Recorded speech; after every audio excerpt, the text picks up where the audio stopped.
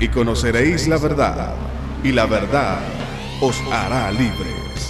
El Ministerio de la Enseñanza y la Evangelización, Jesús Soberano Señor, presenta Palabra de Iluminación, un espacio dedicado al estudio de las más reveladoras verdades iluminadas en las Sagradas Escrituras. Recibamos al Maestro de la Palabra, José Briceño, en su espacio Palabra de Iluminación. Quiero tocar un tema acerca de, y se da por una pregunta que me hicieron por la web. Maestro, hábleme del estado financiero de Jesús. ¿Era Jesús un hombre pobre, sumamente pobre? ¿Era Jesús un hombre rico, sumamente rico? ¿O era Jesús un hombre equilibrado financieramente? Lo escuché decir, y es una verdad que enseño, que el hombre pasa por 5 etapas financieras, que es la pobreza, la escasez, la solvencia, la abundancia y la sobreabundancia. ¿En qué estado financiero estaba Jesús? Es una buena pregunta que me da mi pie para tener respuestas en un tema que quiero tocar. ¿Era Jesús pobre mientras estuvo en la tierra o era rico? Lo primero que hay que entender es que la prosperidad financiera es parte de la salvación. Eso primero hay que entenderlo. Jamás, oído bien, presta atención a esto, jamás un hombre en estado de pobreza puede redimir a quienes están en pobreza. Ese término salvación viene del griego soteria, que abarca ciertos beneficios como justificación, santificación, preservación, liberación de las muertes, liberación de la enfermedad y liberación de la miseria. Entonces, en el aspecto etimológico podemos entender que la salvación abarca la prosperidad financiera. Y aún desde las perspectivas bíblicas, también lo podemos entender. Si nosotros hacemos un recorrido por las escrituras, ellas nos muestran y nos dejan en claro que el área de la finanza está incluida y forma parte de nuestra salvación. Ahora, es imposible que un pobre pueda redimir a pobres de la pobreza. Es imposible que un pecador pueda redimir al hombre del pecado. Ahora, ¿en cuáles de los estados financieros estuvo Jesús? Vamos a estudiar eso, vamos a analizar eso. Y en este estudio que estoy presentando, en algunas de sus cartas, Pablo es muy claro en el asunto cuando hace mención de la regeneración del hombre, incluyendo el estado financiero, indicando que este forma parte de la salvación. El estado financiero forma parte de la salvación. Si nosotros leemos segunda carta a Corintios, el capítulo 8, el verso 9 dice: porque ya conocéis la gracia de nuestro Señor Jesucristo, que por amor a vosotros se hizo pobre siendo rico. Oiga, se hizo pobre siendo rico para que vosotros en su pobreza fueses enriquecidos. Ahora, ¿de qué pobreza está hablando? Pobreza espiritual, está hablando pobreza física mientras estuvo en la tierra. ¿De qué tipo de riquezas está hablando? Se está hablando de ser ricos en el ámbito espiritual o ser ricos en el ámbito que aún lo espiritual abarca lo físico. Vamos a ver. Ahora, quiero hacer una aclaración acerca del texto antes mencionado, que acabamos de leer, segunda carta a Corintios, capítulo 8, verso 9. Quiero hacer una aclaración acerca del texto antes mencionado. No podemos descartar que en este pasaje se está haciendo referencia al estado de humillación en el que Jesús cayó, que siendo el rey del universo, dejó todo para no tener nada en comparación con lo que tenía en su condición de verbo. Pero esto no da pie para decir que el texto no tiene nada que ver con prosperidad financiera, ni tampoco da pie para decir de que Jesús estuvo en un estado de pobreza mientras ejercía su ministerio en la tierra. Si nosotros analizamos el pasaje completo usando los medios de interpretación bíblica, nos podemos dar cuenta que Pablo se está refiriendo al estado financiero, ya que en el pasaje se viene tratando sobre la ofrenda que han de recolectarse para los santos de Jerusalén. Otra de las cosas que tenemos que tomar en cuenta es que el término pobre que se le atribuye a Jesús no se refiere al aspecto de miseria desde el punto de vista físico, como para afirmar que Jesús no tenía nada. Algunos conjeturan que Jesús vivió toda una vida en la pobreza, apoyándose en aquel texto donde Jesús dice, el mismo Jesús dice, refiriéndose a él mismo, el Hijo del Hombre no tiene dónde recostar su cabeza. Eso está escrito en Mateo, el capítulo 8, verso 20, Lucas, capítulo 9, verso 58. Lo que no han entendido es que dicha expresión, porque tenemos un montón de gente en la iglesia leyendo Biblia, pero no están estudiando las Escrituras. Lo que no han entendido que dicha expresión, esa cuando Jesús dijo, el Hijo del Hombre no tiene dónde recostar su cabeza, lo que no han entendido es que dicha expresión no tiene nada que ver con pobreza ni con escasez. Esta es una expresión que demarca el costo y las demandas que implican el seguir a Jesús, que no se adjudica ni se debe aplicar a un estado de pobreza. La frase, el Hijo del Hombre no tiene dónde recostar su cabeza, en contraste a la comodidad de las zorras y de las aves que tienen nido, tiene que ver en el lenguaje cultural, en el lenguaje cultural con cálculos de costo, indicando el precio del discipulado, mostrando el valor de una renuncia concientizada para que haya una verdadera entrega. O sea que lo que Jesús quiso decir al escriba y maestro de la ley, cuando le dijo, dejaré todo y te seguiré a donde tú vayas. Lo que quiso decir Jesús al escriba y maestro de la ley fue, piensa lo que vas a hacer y antes de seguirme, calcula el precio y las demandas que esto conlleva. O sea que fue un mensaje a la conciencia para frenar la forma arbitraria en la que el escriba se ofreció a seguir el resto de sus días a Jesús, creyendo que era una decisión tan fácil. Entonces Jesús le dice, hey, el hijo, las zorras tienen cueva, las aves nido, mas el Hijo del Hombre no tiene donde recostar su cabeza. No quiere decir que Jesús era un ambulante, un mendigo en las calles que no tenía donde llegar, no tenía donde descansar, no tenía donde dormir. Si esa frase, el Hijo del Hombre no tiene dónde recostar su cabeza, es aplicable al estado de pobreza en la que supuestamente Jesús vivía, de ser así, habría una contradicción bíblica con relación a la vida de Jesús, tomando en cuenta la comparación que a continuación voy a presentar. Lo primero que hay que analizar es que si Jesús hizo de la pobreza un estilo de vida, óigase bien, que es un estado de maldición, porque no confundamos humildad con pobreza. Humildad es una actitud, pobreza es un estado. Entonces, lo primero que hay que analizar es que si Jesús hizo de la pobreza, que es un estado, un estilo de vida, también podía hacerlo con el pecado o con las prácticas del pecado, ya que en la miseria y la pobreza son producto del pecado.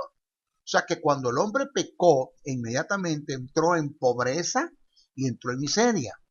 Ahora, y entró en pecado. Mi pregunta es, si me es imposible pensar de que Jesús vivió toda su vida en pecado, ¿por qué fácilmente acepto la posibilidad de que vivió toda una vida de pobreza?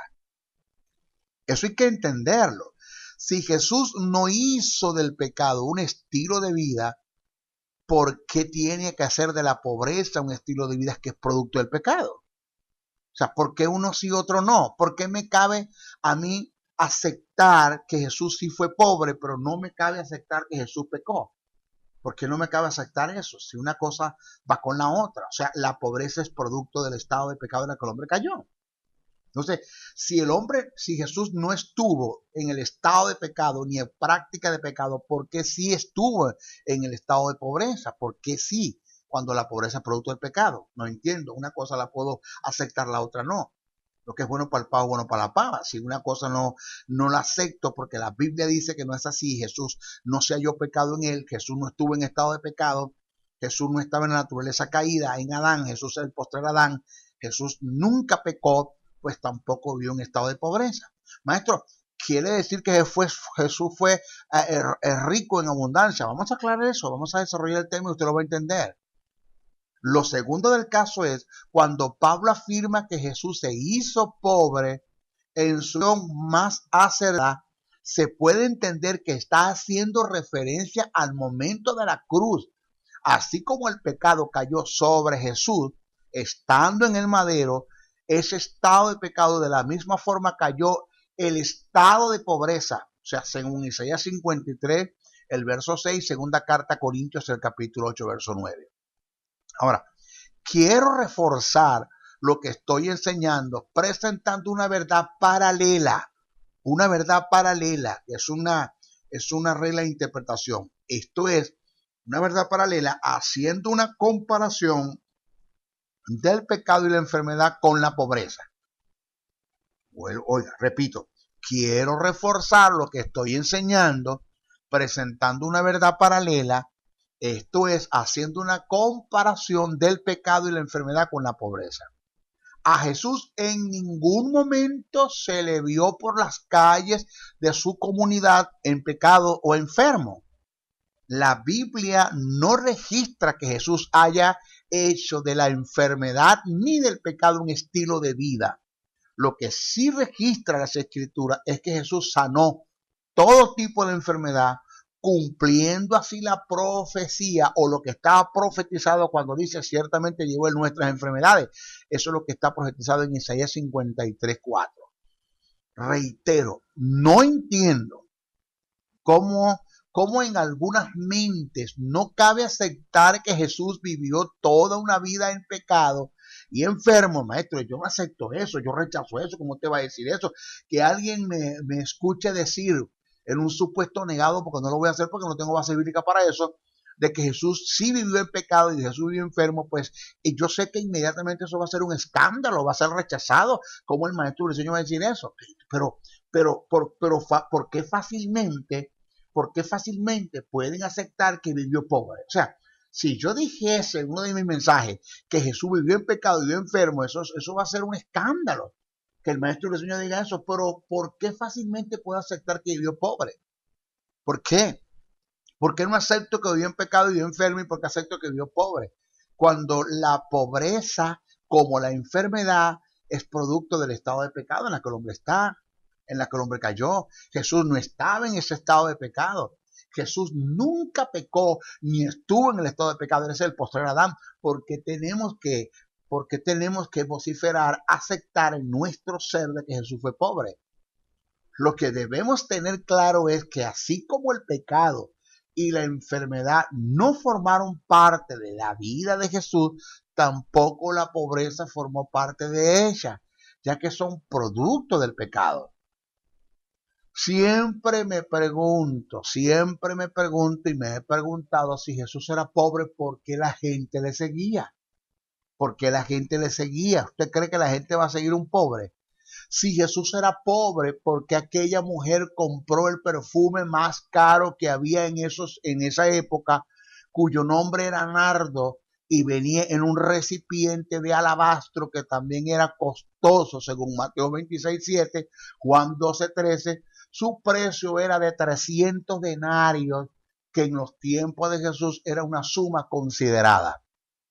Mire, un denario equivalía a 4 gramos de plata, que era el salario diario de un jornalero. Y, oye esto, llevándolo a tiempo de trabajo, para que un jornalero se ganara 300 denarios, tenía que trabajar un año completo.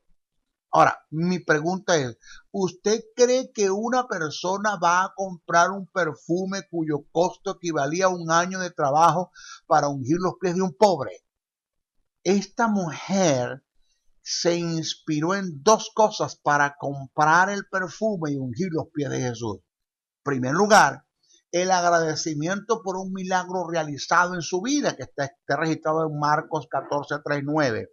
Y en segundo lugar, la cosa que la llevó a ella, la inspiró a comprar el mejor perfume, es la vida de excelencia, de glamour, de estética, de belleza, que en todos los sentidos ella pudo ver en Jesús. O sea, lo otro es, si Jesús era pobre, ¿por qué Zaqueo, uno de los hombres más proeminentes y ricos de esos tiempos, aceptó una invitación que Jesús se hizo para posar y cenar en su casa? Jesús se autoinvitó y Zaqueo lo aceptó. Eso está registrado en Lucas 19:1-10. ¿Tú crees que un rico va a aceptar la autoinvitación de un pobre para ir a su casa? Por favor, si Jesús era pobre, ¿por qué hicieron el reclamo de su cuerpo ante Pilato para su sepultura dos de los hombres más prominentes y de alta alcurnia que había en esos tiempos, llamado José de Arimatea, hombre muy rico, y Nicodemo, maestro de Israel y miembro del Sanedrín, equivalente a un rector universitario en nuestros tiempos, según Juan 19:38-39? Si Jesús era pobre, ¿por qué lo sepultaron en la tumba que era propiedad de uno de los hombres más ricos que había en aquellos tiempos, llamado José de Arimatea, según Mateo 27:57? Si Jesús era pobre, ¿por qué en el aspecto gramatical nunca se incluyó cuando hizo mención de ellos? Nunca dijo a nosotros los pobres. Siempre su expresión fue a los pobres, excluyéndose de ellos. Y esto no lo digo en el aspecto despectivo o en la forma despectiva, como que si Jesús sintiese rechazo por los pobres. Lo declaro en el sentido más sano para dejar en claro que Jesús no vivió pobre, ejemplo de ello, de lo que acabo de decir, cuando Jesús dijo, a los pobres siempre los tendréis con vosotros. Mateo 26:11.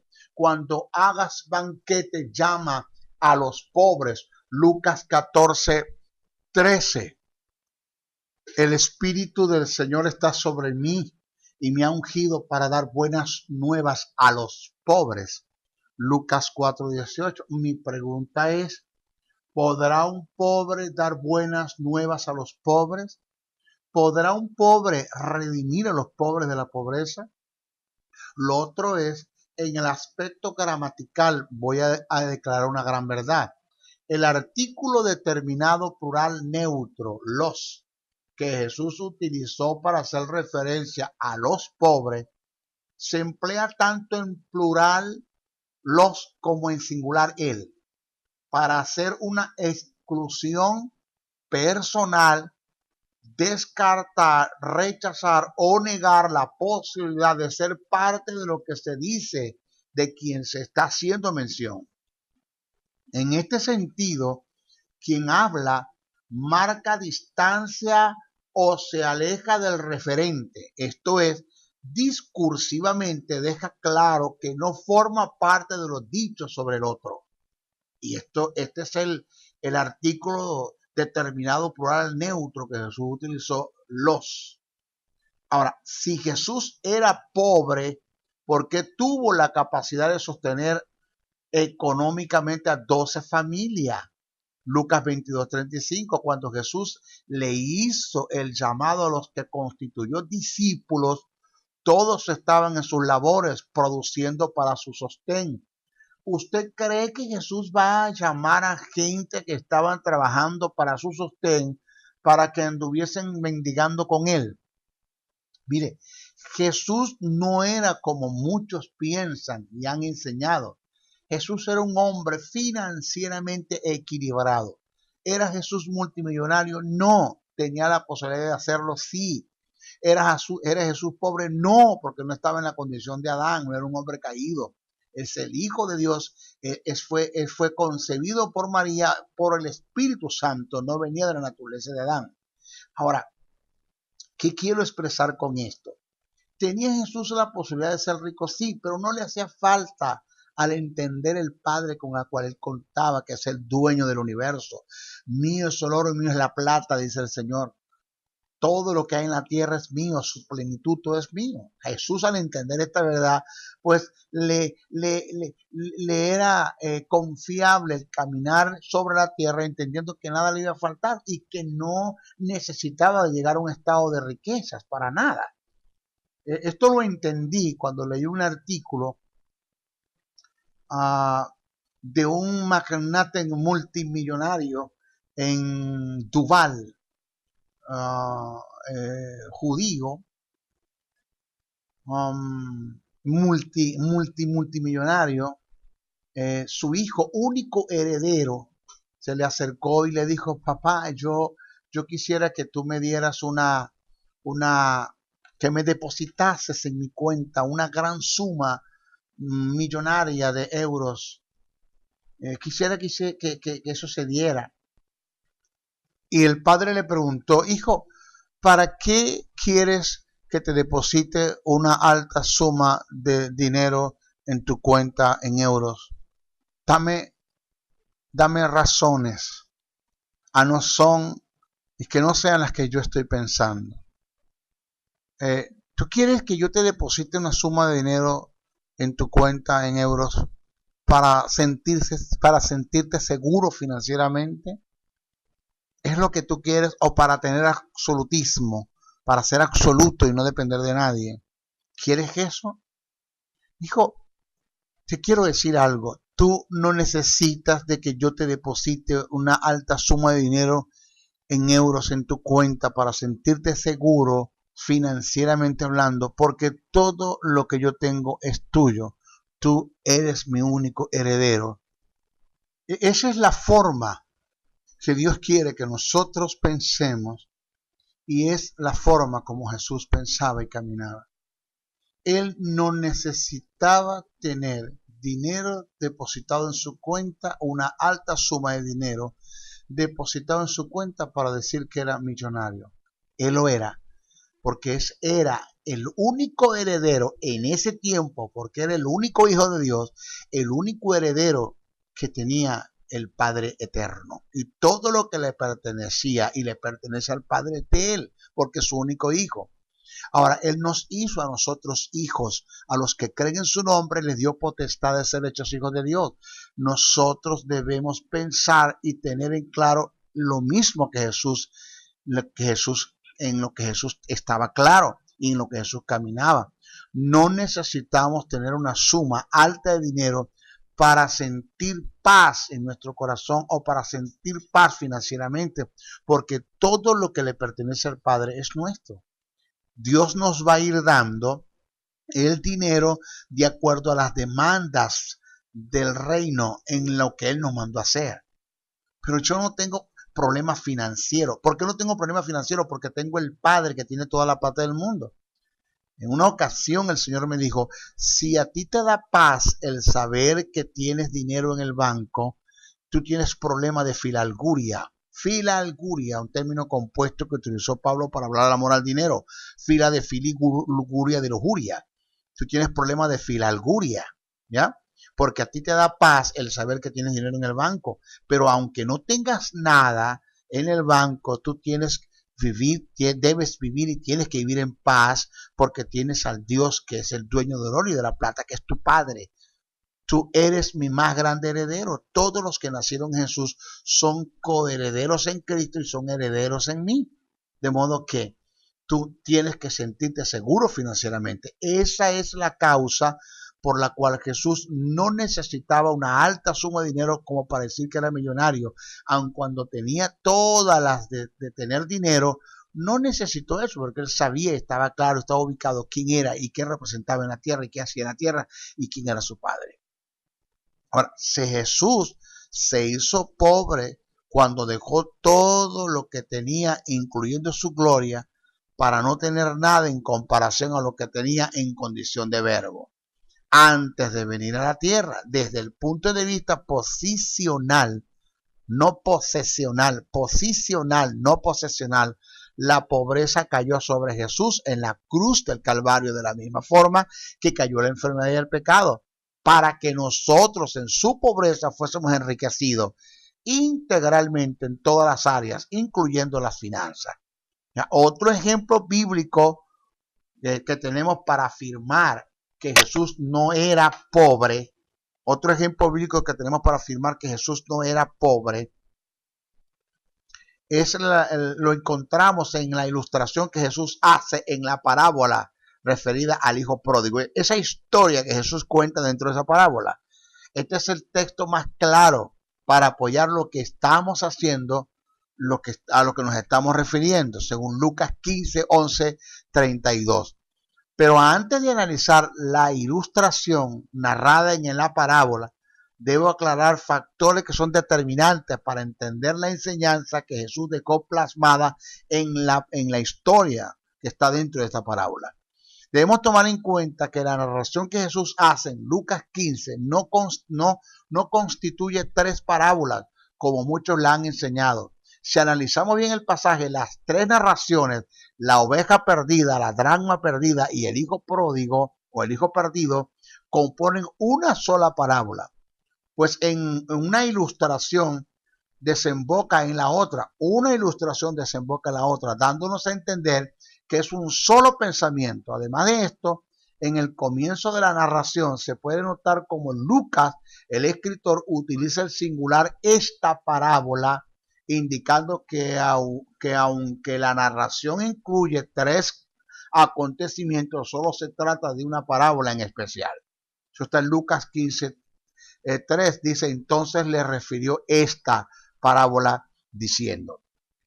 El otro punto a tomar en cuenta es que cuando Jesús relató la parábola, el otro punto a tomar en cuanto a esta verdad es que Jesús, cuando relató la parábola, no existía la iglesia, no habían cristianos que se descarriasen. Así que debemos entender que el hijo perdido, o sea, el hijo pródigo, no es el cristiano descarriado como muchos lo han enseñado.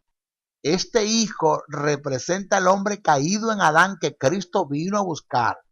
Si analizamos la ilustración, el hijo menor lo tenía todo. Había recibido la herencia de su padre. Era tanto lo que tenía que la Biblia dice que se fue a una provincia apartada y lo malgastó o derrochó, que de allí es de donde se le aplica el término pródigo, el cual se deriva del verbo prodigar, que es derrochar, malgastar. Dice la Biblia que volvió a su padre en la condición más deplorable que pueda haber, con hambre, desnudo, con las ropas andrajosas, arruinado.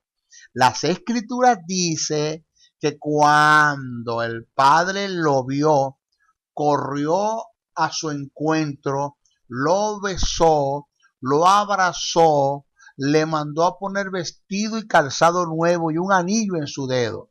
Y además mataron el becerro más gordo de la manada. Todo esto que el padre hizo en su hijo en el aspecto cultural nos habla de una restauración integral, incluyendo su economía, que es relativa a la finanza. Cabe la pregunta, ¿quién es el hijo perdido? Su respuesta es clara, es el hombre caído en Adán que Jesús vino a buscar. Eras tú y era yo. Éramos pródigos. De eso es lo que está hablando Jesús allí. Antes de conocer a Jesús, eras tú y era yo. Antes, ya no. Ahora somos sus hijos, redimidos, rescatados de ese estado de pobreza y de pecado. Observa que en la historia narrada, en la parábola, cuando se consiguió lo perdido, se hizo fiesta haciendo referencia a un pecador que se arrepiente, no a un cristiano que se reconcilia. Así habrá gozo en el cielo por un pecador que se arrepiente.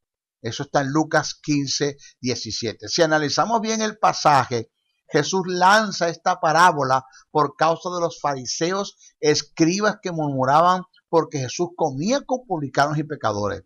Jesús les quiso demostrar a los que murmuraban que en este caso estaban representados por el hijo mayor, el que se quedó en casa, que la salvación no es por obra, sino por gracia.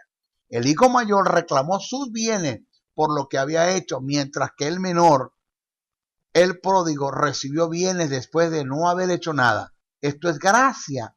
Todo esto es lo que Dios ha hecho con nosotros después de estar en el estado más deplorable. En todos los sentidos, nos restaura por completo a causa de la muerte de su hijo, y esto es salvación. Para mayor comprensión, quiero hacer una declaración del pasaje que trata esta ilustración conforme al texto original, tomando en cuenta las costumbres y las culturas. Cuando las escrituras hacen mención del beso, el texto original no dice le besó, sino le llenó o colmó de besos, donde se denota la intensa pasión y el amor desenfrenado de un padre ansioso esperando a su hijo. Y esto es corroborado por la carrera apresurada del padre al ver al hijo y de paso se echó sobre su cuello, gesto que cultural y sentimental indica el amor y la ternura que una persona tiene por un ser querido, agradecida de que haya vuelto con el deseo de no volverlo a perder. Cuando el padre le mandó a colocar el mejor vestido, los términos que se utilizaron en el texto original, dice el vestido más suntuoso, el más valioso, el más costoso, el de primera calidad, o sea, el de gala. Vestido reservado para los huéspedes, para esos huéspedes de honor, que en sentido figurado indica sacarte del estado andrajoso y deplorable y llevarte a un estado de preeminencia. Cuando hace mención del becerro más gordo, dice traed el becerro que engordamos con trigo y matadlo. Es decir, el mejor de la manada reservado y preparado única y exclusivamente para ocasiones especiales, para actos de gran celebración, que en el sentido figurado demuestra el jolgorio y el gran gozo que había por el regreso del hijo. Cuando habla del anillo, indica poder notarial que se relaciona con el derecho y la autoridad que tiene sobre la herencia de su padre.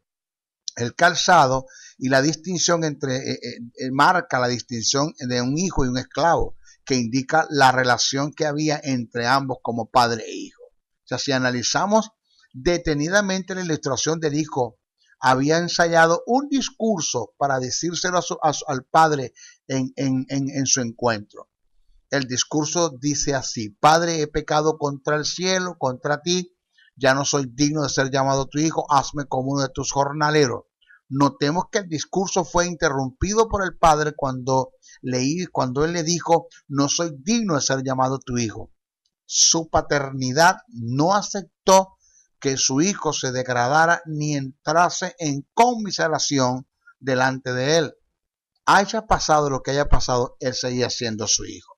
Entonces, toda la parábola nos muestra el plan de salvación que Dios ha designado y el conjunto de la deidad ha desarrollado para la humanidad, en el cual está incluida la prosperidad financiera. O sea, no tiene sentido que Dios haya rescatado al hombre de un estado deplorable para llevarlo o meterlo en un estado de pobreza. Ahora, óigase bien esto. Si el deseo de Dios es que nosotros como sus hijos, según lo que está escrito en la historia de la parábola, la historia del hijo pródigo que está dentro de la parábola, si el deseo de Dios es que nosotros seamos prosperados y que vivamos por lo menos holgadamente, financieramente seguros, porque Él nos va a aportar y nos va a dar en el momento que se presente la demanda, no la necesidad, la demanda. Dios nos va a cubrir como viste a los lirios del campo, como alimenta a las aves. Dios lo va a hacer con nosotros, cuanto más con su hijo mientras estuvo en la tierra. O sea, es imposible que el Señor me lleve a mí a un estado superior al que estaba su hijo. Imposible. Entonces, si el deseo de Dios es que yo sea prosperado en todas las cosas, porque eso es lo que dice el texto, cuanto más su hijo, que en ese tiempo era su único hijo, el único heredero de Dios mientras estuvo en la tierra fue Jesús, porque nadie más era hijo de Dios. Pasamos a ser hijos de Dios después que Él resucitó y con los que creen en su nombre le dio potestad de ser hechos hijos de Dios. Los que se incluyen en el plan de salvación y acepten el plan de salvación pasan a ser hijos de Dios, pasan a ser herederos y coherederos. Eso es lo que enseña la palabra. Entonces, no me venga usted a decir de que Jesús fue un hombre pobre, de que vivió en pobreza. Eso no es lo que enseñan las escrituras. Lo que sí dice la Biblia es que Jesús no era extremadamente rico, pero tampoco era pobre. Era un hombre holgado financieramente. ¿Podía Jesús ser rico? Sí, tenía todo para hacerlo, pero no necesitaba de tener dinero en el banco como para sentirse seguro de ese dinero y poder decir yo soy rico. Él sabía que aunque no tuviese nada, él lo era todo, porque él era el único hijo del Padre Eterno, del dueño del oro y de la plata. He aprendido a guardar este principio. Tenga o no tenga, sé que lo tengo todo. Pablo dijo, sé vivir en abundancia, sé vivir en escasez. Para todo estoy puesto en estrecho. Todo lo puedo en Cristo que me fortalece. Cuando Pablo expresa todo lo puedo en Cristo que me fortalece, según la hilación del pensamiento, Pablo viene hablando y tratando el tema de las finanzas. Así es que, ¿Jesús era pobre? No. ¿Era rico? Tampoco, en el sentido de decir que tenía dinero en abundancia en su banco o en su depósito, pero sí podemos decir que era rico en la confianza que él tenía de ser hijo del Padre que es dueño del oro y de la plata. ¿Ok? Bueno, hasta nuestro próximo programa, que te estaré bendiciendo con otro mensaje.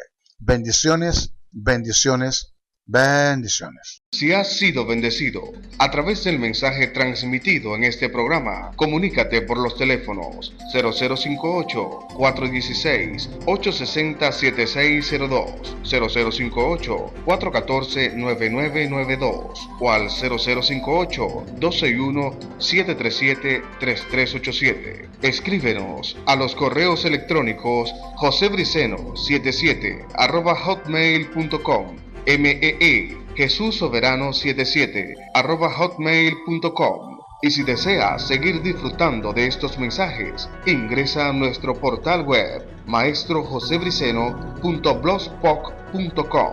Suscríbete a nuestro canal en YouTube o visítanos en Facebook. Será hasta una nueva oportunidad en su programa Palabra de Iluminación.